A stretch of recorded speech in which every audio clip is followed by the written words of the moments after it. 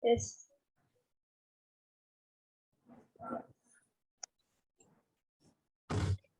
Selamat siang teman-teman dan Bu Ika. Di sini kami dari anggota kelompok 7 akan memaparkan teori tentang Albert Bandura.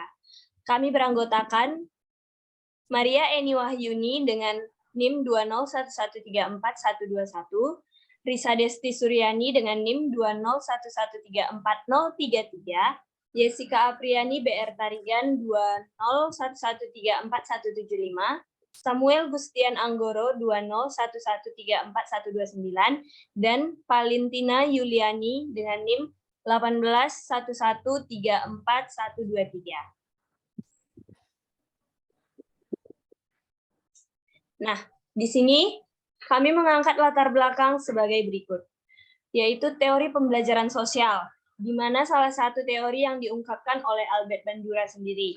Nah, sebagai salah satu konsepnya dalam aliran behaviorisme yang menekankan pada segi kognitif, pemahaman, dan juga evaluasi.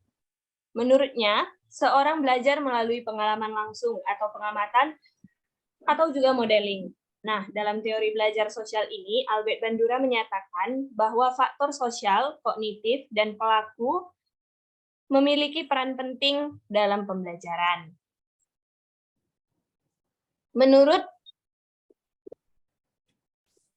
Albert Bandura, proses mengamati atau peniru perilaku orang lain sebagai model merupakan suatu bentuk tindakan konkret dalam penerapan teori pembelajaran atau juga pembelajaran sosial.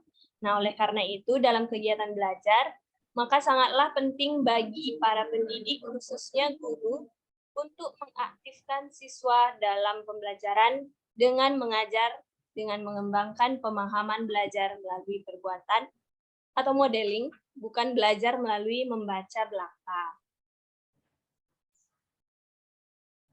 Nah, adapun rumusan masalah yang kami ambil dari teori Albert Bandura ini adalah berdasarkan pada latar belakang masalah yang menjadi rumusan masalah dalam makalah ini sebagai berikut. Yang pertama, siapakah Albert Bandura itu? Nah, yang kedua, bagaimanakah teori pendekatan belajar sosial yang dikemukakan oleh Albert Bandura sendiri? Terus yang ketiga, bagaimana implementasi teori belajar sosial Albert Bandura dalam pembelajaran di sekolah dasar? Berikutnya, saya akan mempresentasikan mengenai biografi Albert Bandura. Nah, menurut Tung dalam bukunya yang diterbitkan tahun 2015 pada halaman 16, seorang Albert Bandura itu lahir pada tanggal 4 Desember tahun 1925 di Mundare, Northern Alberta, yaitu di negara Kanada ya. Dan tahun 1949, Bandura itu mendapatkan gelar sarjana muda yang tentunya ini masih sangat muda sekali ya, di bidang psikologi yakni dari Universitas of British di Columbia.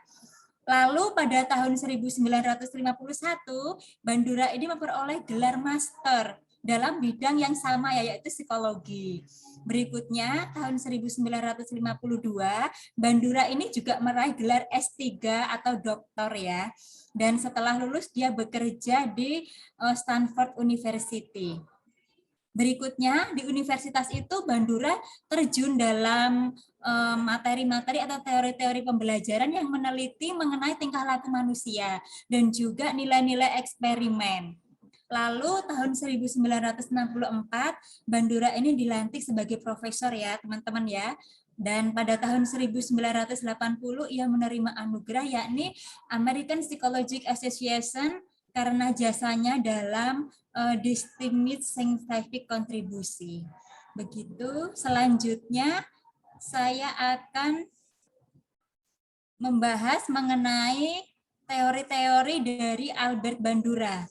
Nah, menurut Leslie Lolo dalam jurnalnya yang diterbitkan tahun 2018, teori pembelajaran sosial atau belajar dari model yang dikembangkan oleh Albert Bandura tahun 1986 ini, Bandura itu melihat bahwa perilaku individu itu ada karena reaksi yang muncul sebagai hasil dari interaksi antara lingkungan dengan kognitif dari individu atau dari pribadi tersebut. Lalu menurut Piranti dalam bukunya yang diterbitkan tahun 2015 pada halaman 29 menyatakan bahwa prinsip dasar teori sosial atau teori dari Albert Bandura tadi itu merupakan sesuatu yang dipelajari individu dalam belajar sosial dan moral. Nah, ini terjadi melalui peniruan atau penyajian contoh perilaku. Maka, sebagian besar tingkah laku dari manusia ini akan dipelajari melalui pengamatan. Dan inti dari pembelajaran sosial adalah modeling, gitu teman-teman. Nah, contoh untuk peniruan secara langsung itu misalnya kalau guru itu mendemonstrasikan di dalam kelas itu mengenai cara membuat kapal terbang dari kertas, lalu dalam pembelajaran itu siswa secara tidak langsung itu akan meniru. Nah, di sini disebutkan bahwa meniru secara langsung karena melihat gurunya dalam mendemonstrasikan. Dan yang berikutnya menurut Tung dalam bukunya yang diterbitkan tahun 2015, halaman 172 itu ada 4 unsur utama ya dalam peniruan teori Bandura, yakni perhatian, mengingat, reproduksi, gerak, dan motivasi. Nah, untuk keempat tahap unsur utama ini akan dijelaskan oleh teman yang lain. Silakan Kakak. Oke, selanjutnya ada unsur dari teori modeling Bandura. Yang pertama itu perhatian. Nah, dalam konteks belajar, seorang memberi perhatian lebih terhadap perilaku model yang diamati atau dipelajarinya. Nah, dalam unsur perhatian ini berarti seseorang itu mengamati tingkah laku yang akan ia jadikan model untuk ia belajar. Contohnya ketika seseorang ingin belajar voli, ia mengamati pemain voli yang profesional untuk melihat teknik atau cara bermain voli yang tepat. Lalu yang kedua ada unsur mengingat. Melalui hasil perhatian atau pengamatan yang telah dilakukan orang yang ingin belajar tersebut, ia merekam segala peristiwa tersebut dalam ingatannya. Nah, kemampuan dalam mengingat informasi ini merupakan bagian penting dalam proses belajar. Contohnya saja, seseorang yang telah mengamati pemain voli tadi itu mengingat nih teknik bermain voli, bagaimana posisi kakinya, posisi tangan, atau cara melempar bolanya. Lalu selanjutnya,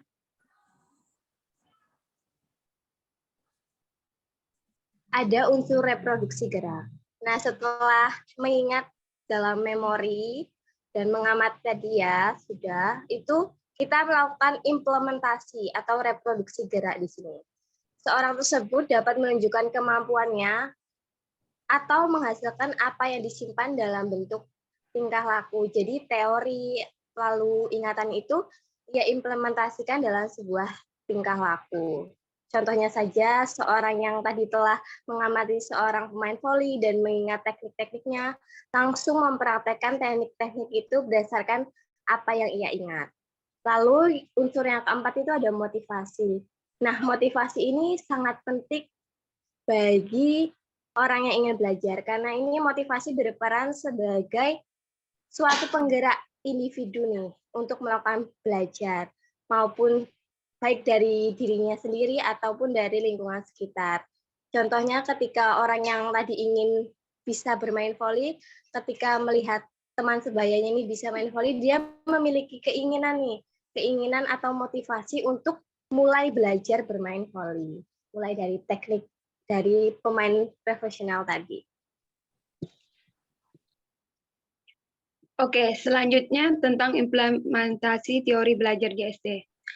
Contohnya implementasi dalam pembelajaran DSD adalah ketika siswa belajar untuk menari atau mata pelajaran seni budaya dan praktik. Berdasarkan 4 tahap unsur utama dalam peniruan, proses modeling atau pemodelan menurut Albert Bandura. Ada 4 unsur. Yang pertama, tahap perhatian, kedua tahap penyimpanan, ketiga tahap reproduksi, keempat tahap motivasi. Tahap perhatian siswa akan membangun konsentrasi yakni dengan mengamati guru yang pada saat sedang mempraktikkan menari. Yang kedua, tahap penyimpanan. Maka dalam ingatan anak akan tersimpan bahwa dia sudah mulai hafal dengan gerakan yang dipraktikkan oleh guru. Tahap reproduksi, anak akan mempraktikkan secara langsung gerakan tarian yang sudah diamati di guru. Tahap keempat, motivasi, yakni anak sudah berhasil menari. Di sini guru hendaknya memberi reward sebagai bentuk apresiasi atas keberhasilan sang anak. Hal tersebut merupakan tahap motivasi yang dilakukan oleh guru. Next.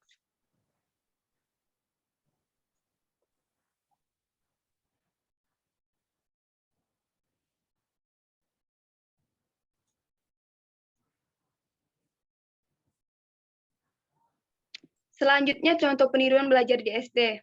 Peniruan langsung yang dikembangkan berdasarkan teori pembelajaran sosial Albert Bandura adalah adanya modeling, yakni adanya seorang yang dimodelkan. Contohnya, meniru gaya menyanyi dari model yang disukai. Yang kedua, peniruan tak langsung. Peniruan tak langsung adalah individu akan meniru menggunakan imajinasi dan perhatian. Contohnya meniru watak tertentu dalam buku. Peniruan gabungan. Peniruan jenis ini adalah individu peniruan beberapa tingkah laku yang berlainan, yaitu peniruan langsung dan tidak langsung. Contohnya, siswa akan meniru gaya melukis dan mewarnai yang dilakukan oleh guru dari buku yang telah dibacanya. Yang keempat, peniruan sesat atau seketika. Tingkah laku yang ditiru hanya sesuai untuk situasi tertentu saja. Contohnya, meniru gaya berpakaian di TV, namun hendak tidak dipakai di sekolah.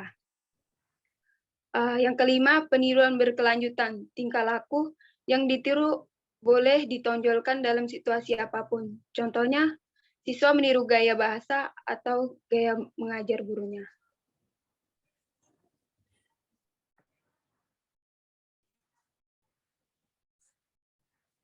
Baik teman-teman, di sini kami juga akan membahas terkait pertanyaan-pertanyaan dari kelompok-kelompok yang sudah diberikan kepada kelompok kami.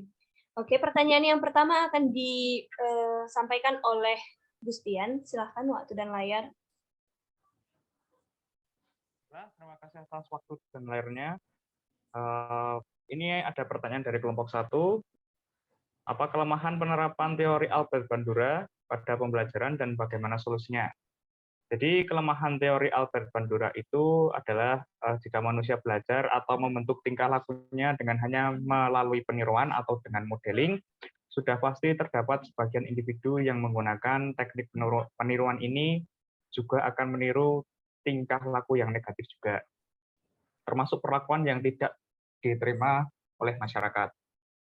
Lalu untuk solusinya dalam konteks guru SD, seperti kita ini calon pengajar SD, maka guru SD perlu memberikan pengertian kepada siswa mengenai perilaku yang negatif atau perilaku yang tidak boleh ditiru dan bagaimana berperilaku positif atau sesuatu yang sebaiknya ditiru.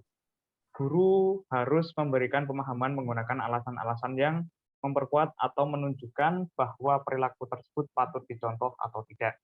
Selain itu, guru juga mampu mengemas penjelasan tersebut dengan bahasa yang sesuai dengan bahasa anak SD atau yang mudah dipahami, sehingga informasi tersebut benar-benar tersampaikan oleh siswa. Seperti itu.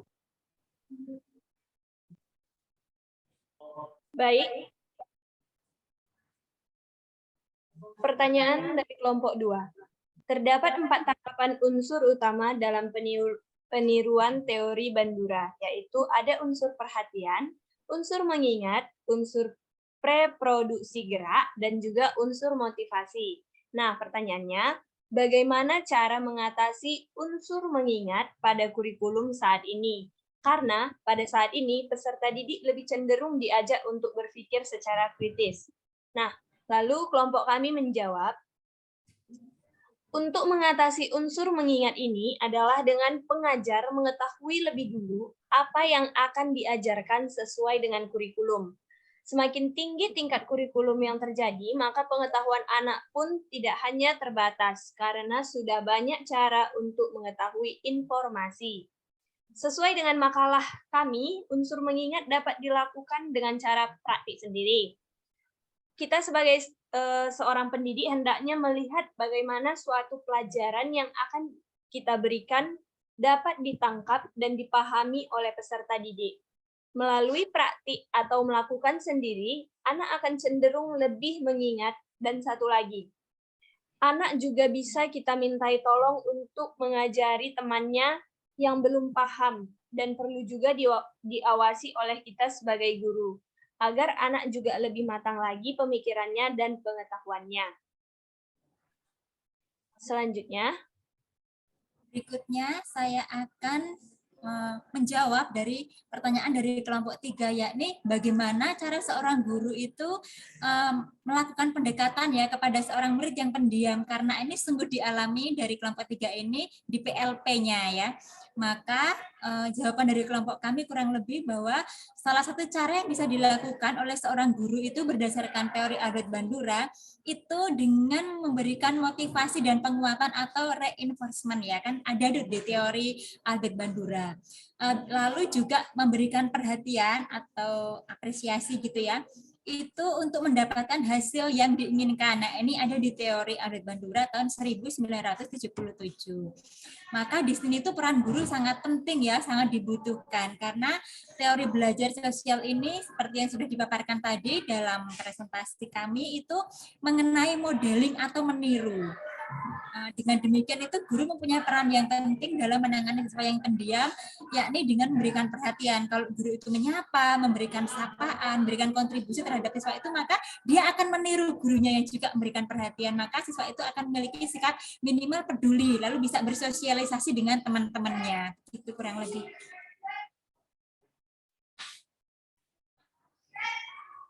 Lalu selanjutnya pertanyaan dari kelompok 4.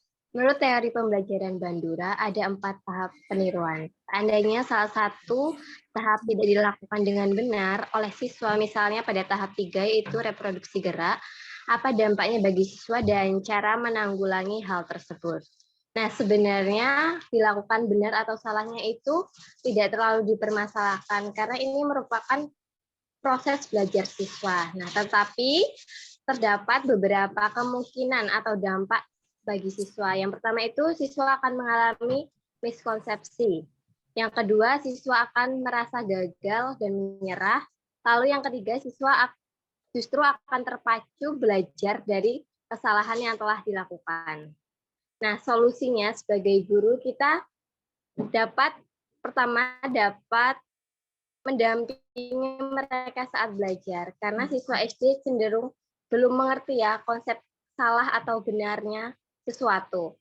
Nah, maka dari itu kita perlu mendampingi supaya siswa lebih terarahkan dalam belajar. Lalu yang kedua, memberi apresiasi.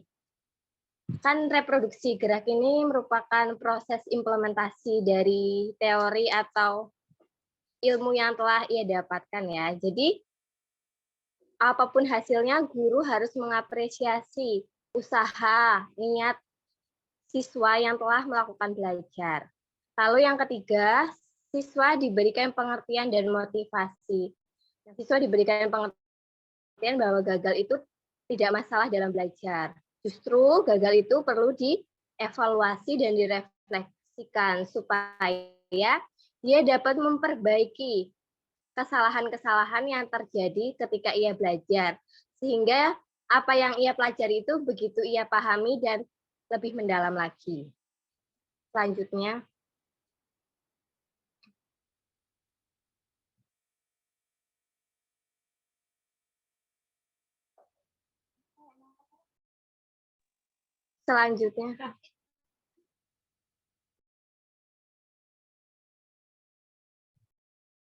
kelompok 5. Pertanyaan dari ini pertanyaan kelompok 5. Pada jenis peniruan atau modeling di SD ada 5. Salah satunya adalah peniruan gabungan. Jelaskan apa itu peniruan gabungan dan berikan satu contohnya. Nah, peniruan gabungan itu yang sudah dijelaskan pada PPT tadi itu adalah gabungan dari 2 jenis peniruan, yaitu peniruan langsung dan peniruan tidak langsung. Contohnya, ketika siswa ingin belajar menggambar dan mewarnai, ia akan meniru atau mengikuti cara menggambar dari buku yang dibaca. Nah, di sini siswa melakukan peniruan tidak langsung. Lalu dalam belajar mewarnai, ia meniru gaya gurunya mewarnai. Nah, di sini merupakan peniruan langsung.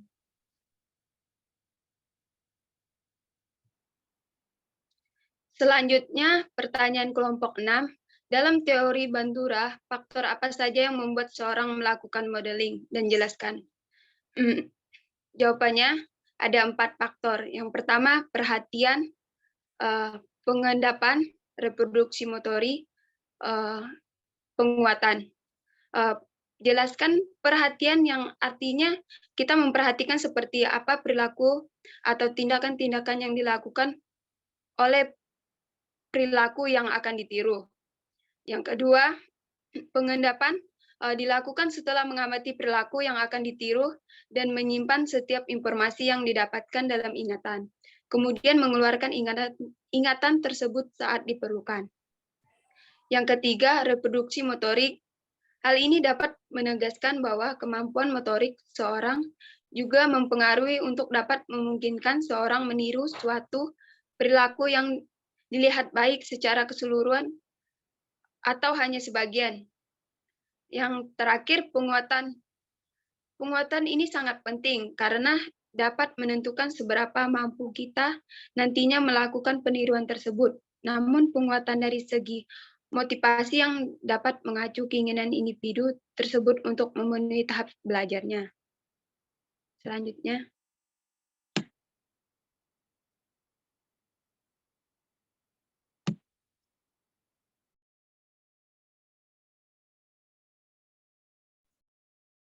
Berikutnya, pertanyaan dari kelompok 8.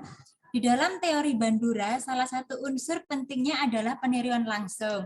Nah, di sini bagaimana cara kita sebaiknya memberikan kesan yang menarik kepada siswa ya, supaya siswa itu menjadikan kita sebagai model.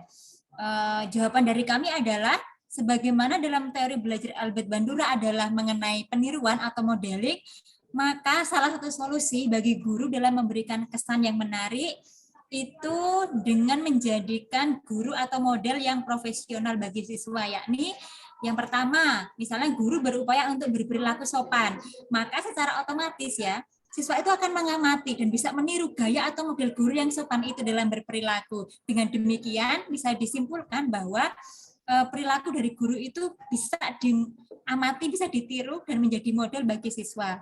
Yang kedua, bahwa misalnya guru itu menulis dengan rapi, maka siswanya akan meniru gaya tulisan atau model yang tulisan dari gurunya itu. Nah, dari 2 poin ini atau 2 contoh ini bisa menggambarkan bahwa bagaimana guru itu bisa menjadi model bagi siswa. Gitu teman-teman.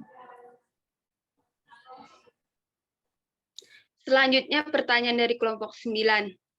Reward yang dimaksud di sini seperti apa? Jawaban dari kelompok kami, reward seorang individu akan berpikir dan memutuskan perilaku sosial, mana yang perlu dilakukan. Membiasakan suatu perilaku dengan menunjukkan mana perilaku yang mendapatkan reward atau hadiah dan mana yang mendapatkan hukuman, sehingga nantinya perilaku tersebut akan ditirunya. Dengan kata lain, seorang anak itu meniru suatu tindakan yang dilakukan oleh seorang yang ada di sekitarnya. Apakah perilaku itu mendapatkan hadiah atau mendapat hukuman? Selanjutnya, kembali kepada moderator. Baik teman-teman, dari hasil paparan kami tersebut, teori Albert Bandura, kami mengambil dari daftar pustaka seperti berikut. Ada dari Dahar RW pada tahun 2006 tentang dengan judul Teori-teori Belajar dan Pembelajaran. Dicetak di Jakarta oleh Erlangga. Lalu yang kedua dari Prihanti GS pada tahun 2005 dengan judul Strategi Pembelajaran di Kota Malang, Universitas Muhammadiyah Malang. Lalu dari Lesilolo HJ pada tahun 2018 dengan judul Penerapan Teori Belajar Sosial Albert Bandura dalam Proses Belajar Mengajar di Sekolah. Kenosis, Jurnal Kajian Teologi 4, 2 halaman 186 sampai 202. Lalu yang terakhir ada dari Tung KY pada tahun 2015 dengan judul Pembelajaran dan Perkembangan Belajar di Jakarta dari Indeks. Oke, teman-teman dan Bu Ika, itulah hasil presentasi pemaparan teori Albert Bandura dari kelompok 7. Terkait juga dengan pertanyaan-pertanyaan yang sudah dilemparkan oleh teman-teman semua. Terima kasih dan selamat siang.